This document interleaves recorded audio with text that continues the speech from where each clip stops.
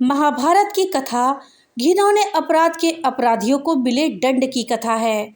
वो दंड जिसे निर्धारित किया भगवान श्री कृष्ण ने और किसी को नहीं छोड़ा, किसी को भी नहीं। दुर्योधन ने उस अबला स्त्री को दिखाकर अपनी जंघा ठोकी थी तो उसकी जंघा तोड़ी गई। दुशासन ने छाती ठोकी थी तो उसकी छाती फाड़ दी गई। महारथी कर्ण ने एक असहाय स्त्री के अपमान का समर्थन किया तो श्री कृष्ण ने असहाय दशा में ही उसका वध कराया। भीष्म ने यदि प्रतिज्ञा में बंधकर एक स्त्री के अपमान को देखते हुए सहन करने का पाप किया तो असंख्य तीरों में बिंधकर अपने पूरे कुल को एक एक करके मरते हुए भी देखा। भारत का कोई बुजुर्ग अपने सामने अपने बड़े बच्चों को मरता नहीं देखना चाहता, पर भीष्म ने अपने सामने 4 पीढ़ियों को मरते देखा। जब तक सब देख नहीं लिया तब तक नहीं मर सके, यानी यही उनका दंड था। धृतराष्ट्र का दोष था पुत्र मोह, तो 100 पुत्रों के शव को कंधा देने का दंड उन्हें मिला। 100 हाथियों के बराबर बल वाला धृतराष्ट्र सिवाय रोने के और कुछ नहीं कर सका।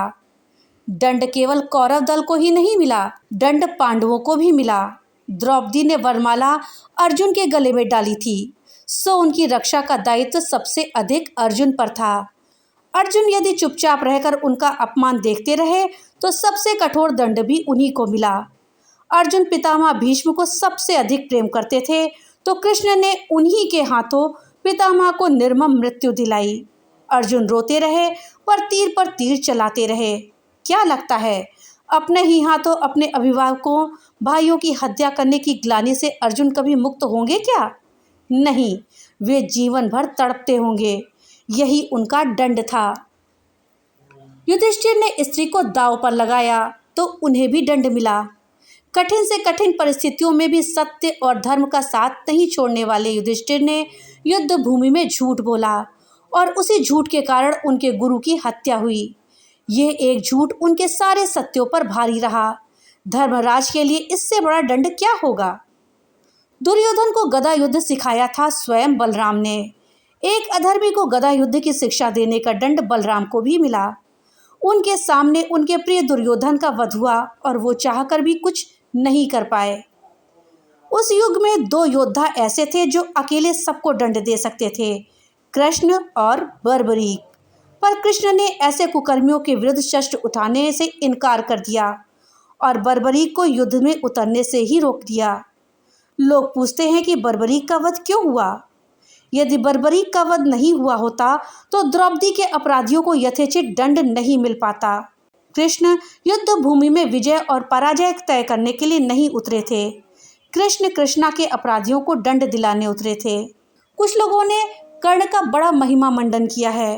कर्ण कितना भी बड़ा योद्धा क्यों न रहा हो, कितना भी बड़ा दानी क्यों न रहा हो, एक स्त्री के वस्त्र हरण में सहयोग का पाप इतना बड़ा होता है कि उसके समक्ष सारे पुण्य छोटे पड़ जाएंगे। द्रौपदी के अपमान में किए गए सहयोग ने यह सिद्ध कर दिया कि वो महानीच व्यक्ति था और उसका वध ही धर्म था। स्त्री कोई वस्तु नहीं कि उसे दांव पर लगाया जाए। कृष्ण के युग में 2 स्त्रियों को बाल से पकड़कर घसीटा गया। देवकी के बाल पकड़े कंस ने और द्रौपदी के बाल पकड़े दुशासन ने। श्री कृष्ण ने स्वयं दोनों अपराधियों का समूल नाश किया।